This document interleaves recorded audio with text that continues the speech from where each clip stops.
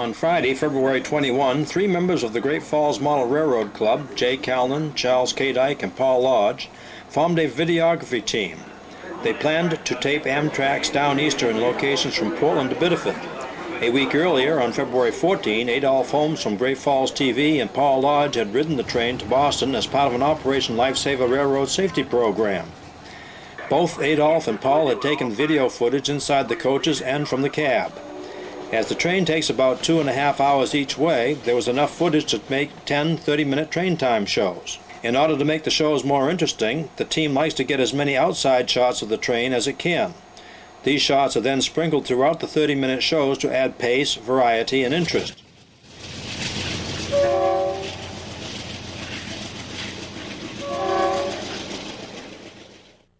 The team planned to concentrate on 4 trains.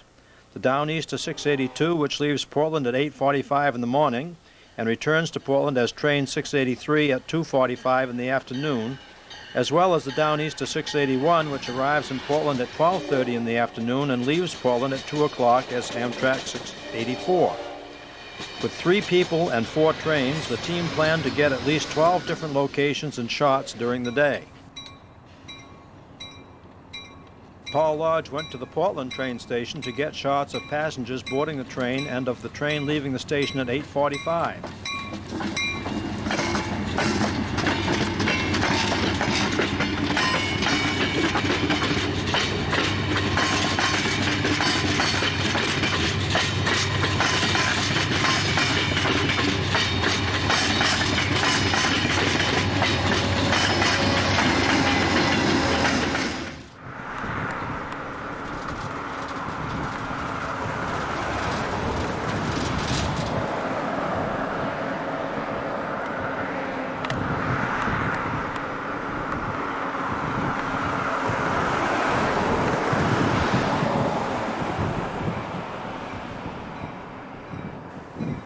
Jay Calnan, from his location on the Pleasant Hill Road overpass in South Portland, had a view of the train coming from the Rigby Yard and heading toward the Scarborough Marshes.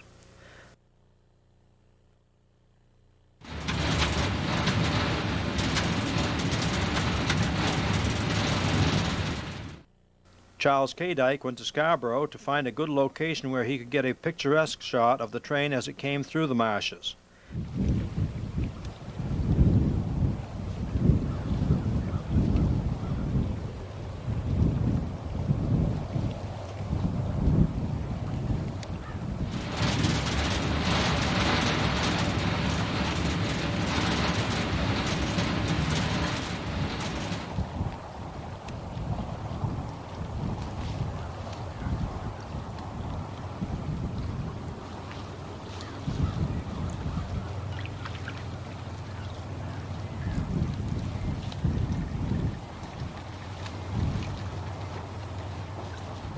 In about 20 minutes, all the shots of the first train were finished and the Downeaster headed to Boston for an 11:30 arrival.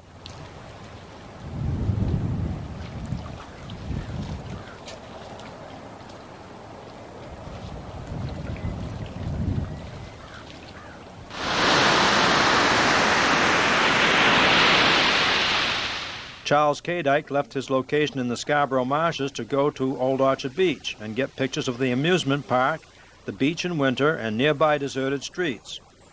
Charles also documented the results of a serious fire in January which involved a business next to the railroad tracks. Paul Lodge left Portland and headed to Saco to check out locations where the train goes over several bridges. About 5 miles an hour on this crossing up here, that's why I got to slow down.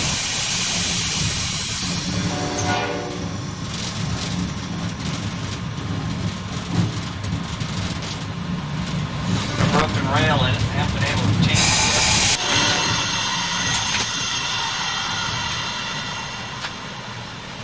Cold enough? Yeah.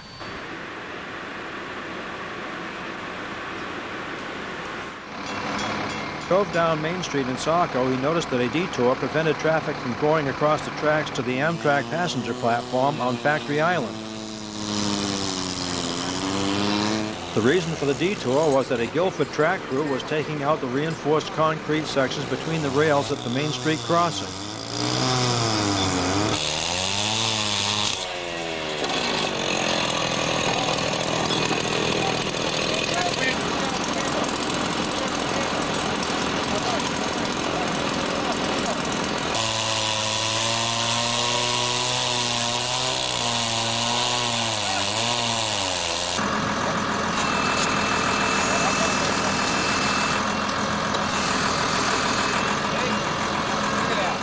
When one of the track crew was asked how long he thought it would take to replace a track, he replied, "As long as it takes."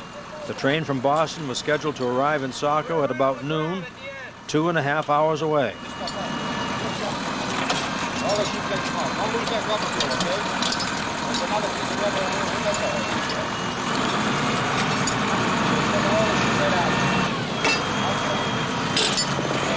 I just called him.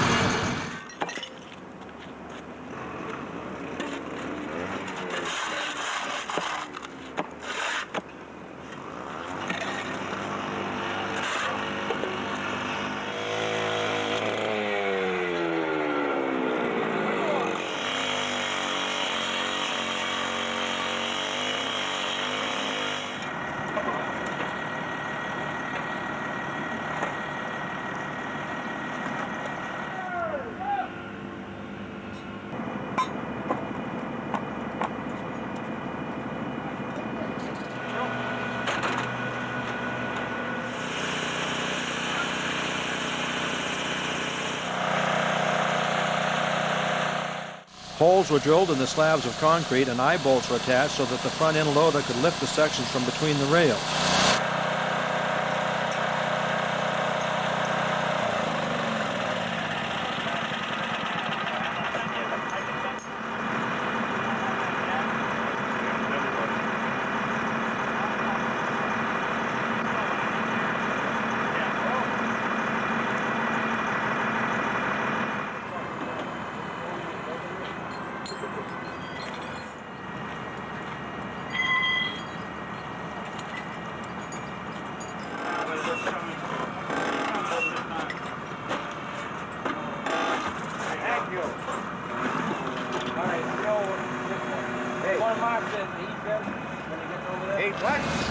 Slabs of concrete were numbered and laid out in a pattern so that they could be reused after the rail was replaced.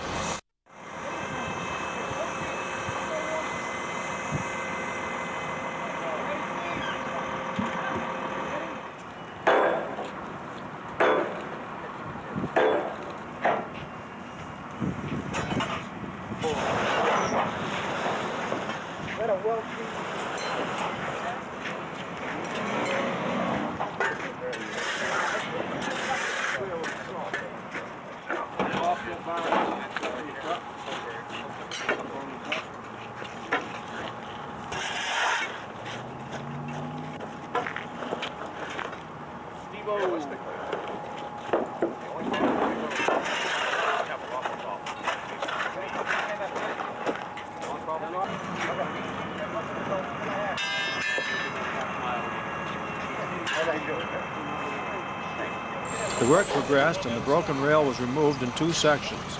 One section of rail extended onto the bridge over the Saco River. It's guaranteed. That's why people do it.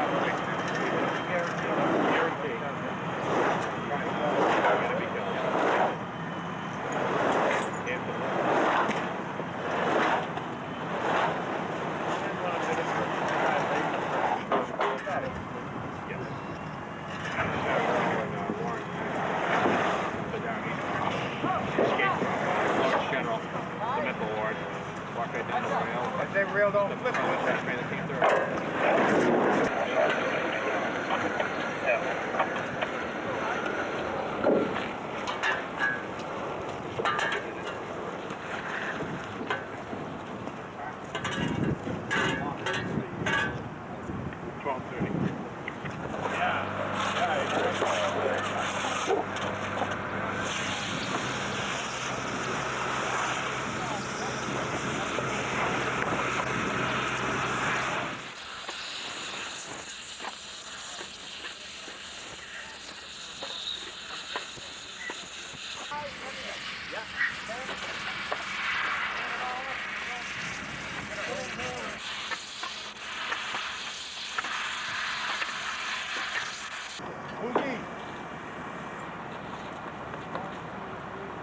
couple floors. We'll put the floors in first, hold the rail.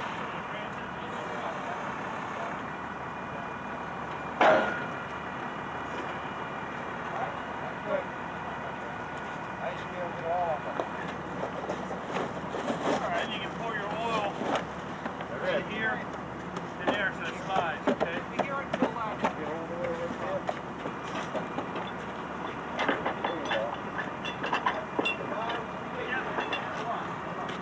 Let that so it doesn't, so what'll happen, we will try to unroll one.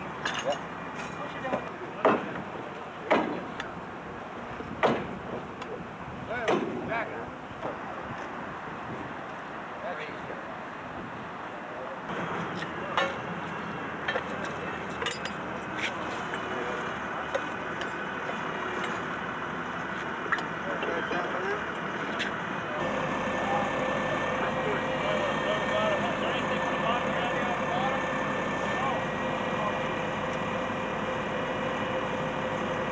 Amtrak officials came to Saco to view the rail replacement progress. They had already made arrangements to have a bus take the passengers from Saco to Portland to finish their trip from Boston.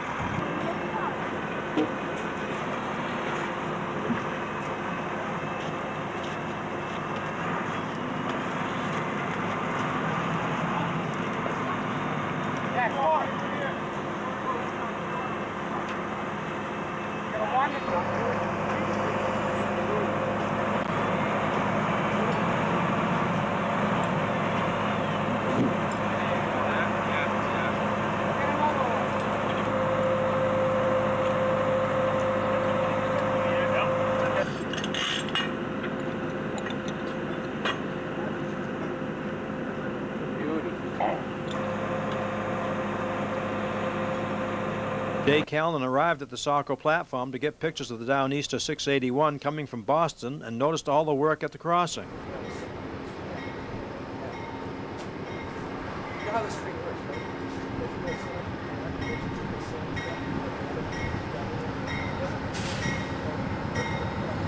right? After talking to the Amtrak officials at the platform, Jay knew the train was not going all the way to Portland. The Guilford crew still had the track torn out, and Saco was the end of the line for the train.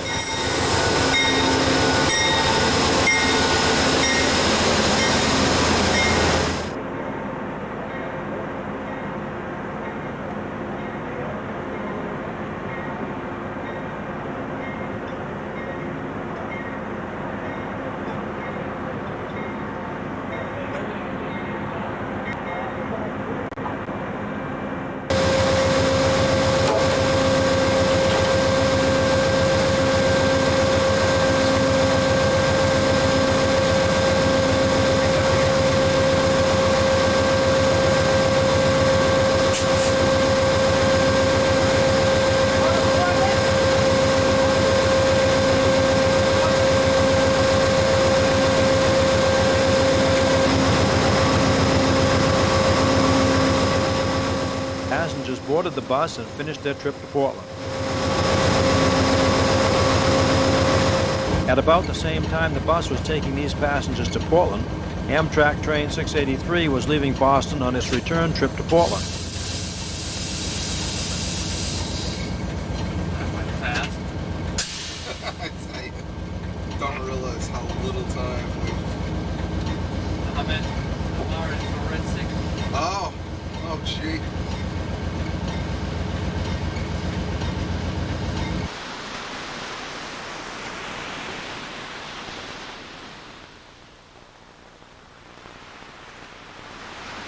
Meanwhile, Charles K. Dyke was still in Old Archer Beach waiting for the arrival of the Downeaster 681, which he did not realize would not go beyond Saco. He took additional pictures of the ocean and the pier in Old Orchard.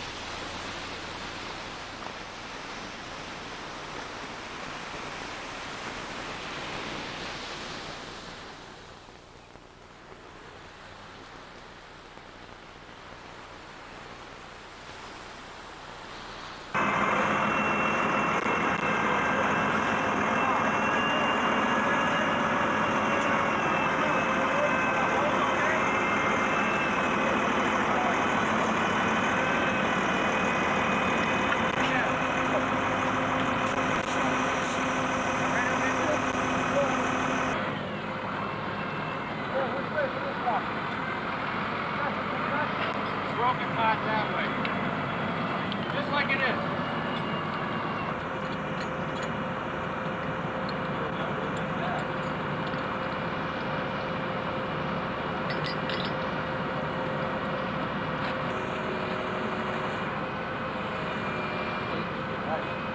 In Saco, the track crew continued to work on replacing the broken rail. After cleaning the area between the rails with a high-pressure air hose, the crew started replacing the track using jacks to force the rails against the outer walls of concrete.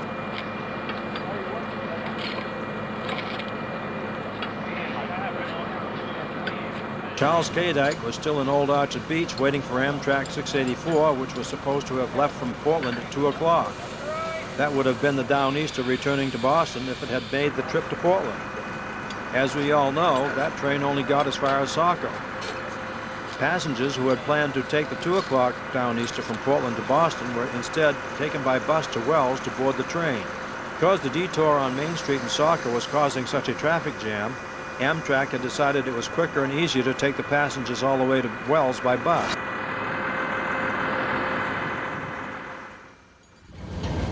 Meanwhile, Amtrak 683 was heading towards a 2:15 arrival in Saco. At about 1 o'clock, it arrived in Haverhill, Massachusetts on its return trip. Now they're down to 650. Yeah. Doesn't take long today because people buy it. 4 stops lessons. Because it's 4 CDs. Well, in between they had LPs you had to get rid of. Yeah. All the broadcasting stations are going to be doing that by 2004. 6, but 6. it's one of those deals of 4 stops left. you need to.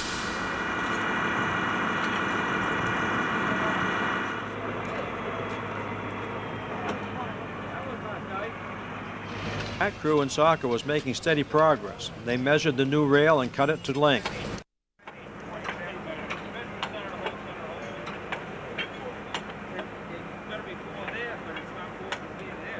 I mean, it's not.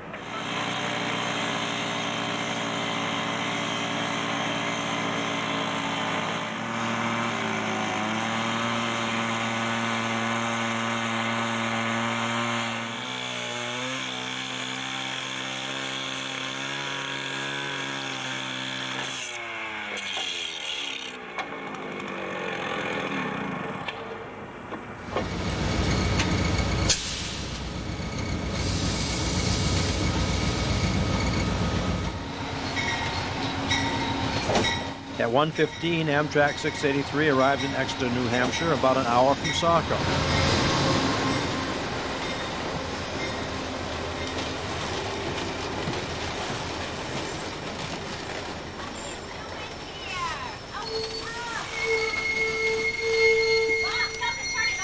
Smile.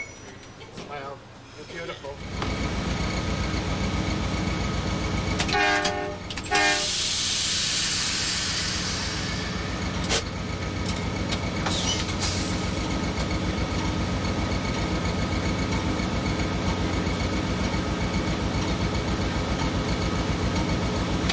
Lights are on.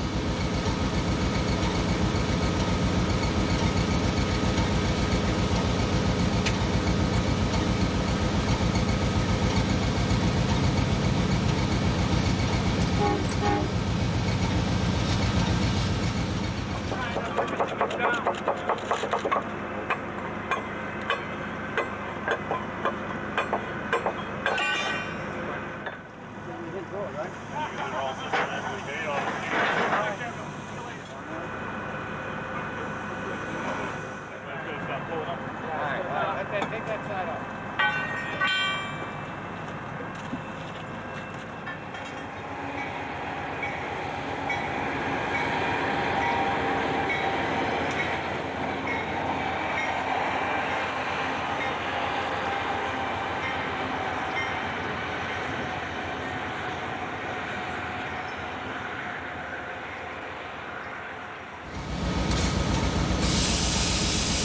That's the one thing I did have to say about Amtrak. Amtrak train 683 arrived in Dover, New Hampshire. The track crew in Saco now had about 45 minutes to finish the rail replacement. Everybody benefited. Exactly. When you bought your ticket, part of the ticket included bus fare. Like, Oh, that's nice.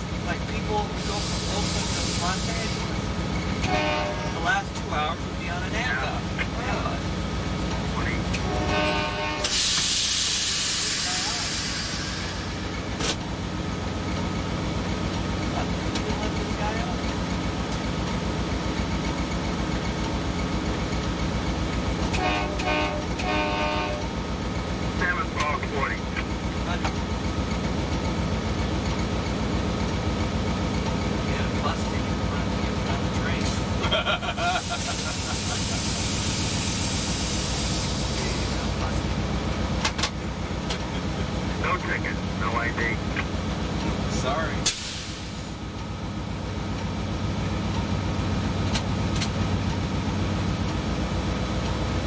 Report this.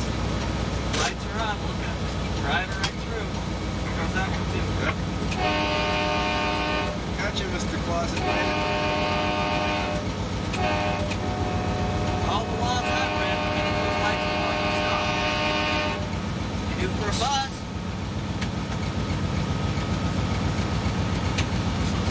Sound like a knife.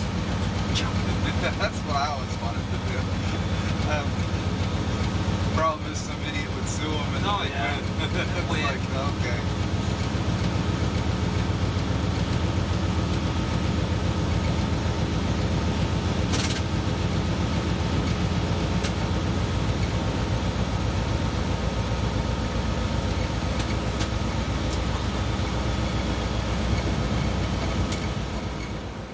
Want some spikes in those? Yeah, you got some? Yeah, I brought some this morning.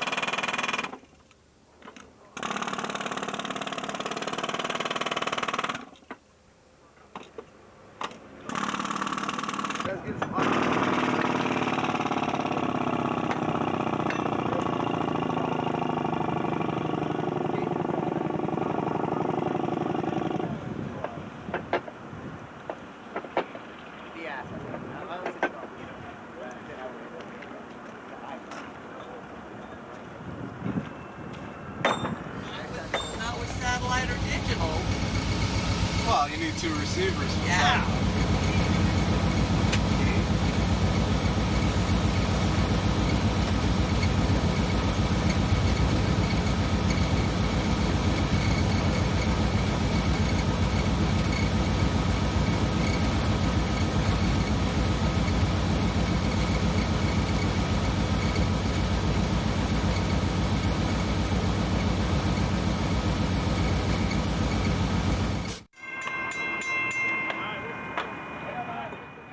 Downeaster arrived in Saco. The Guilford track crew were just finishing checking the rail gauge and putting in the last concrete slab. Hey, Richard, how are you?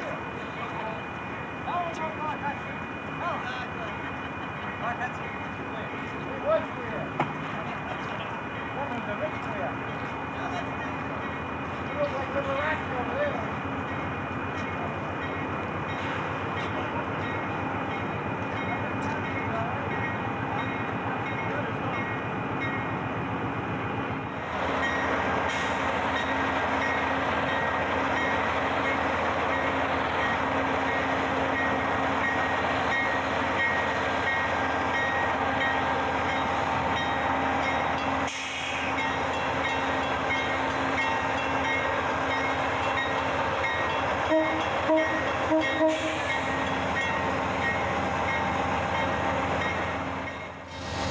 After some passengers got off at Saco, engineer Eric Young proceeded slowly over the newly installed rail before resuming the train's normal speed towards Old Orchard Beach.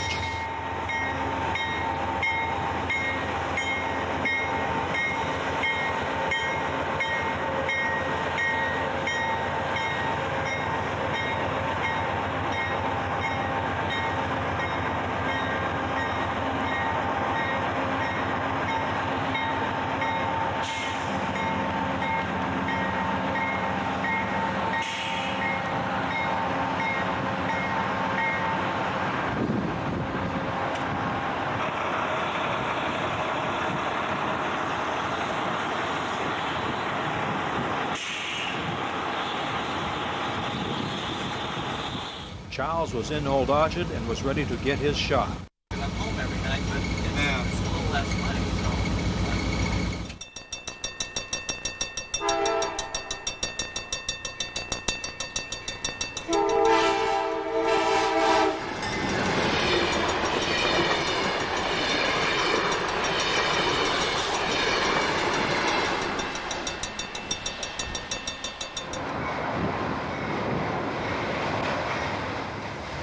The videography team didn't get all the locations they had planned, but they did stumble upon an interesting track work project which they could share.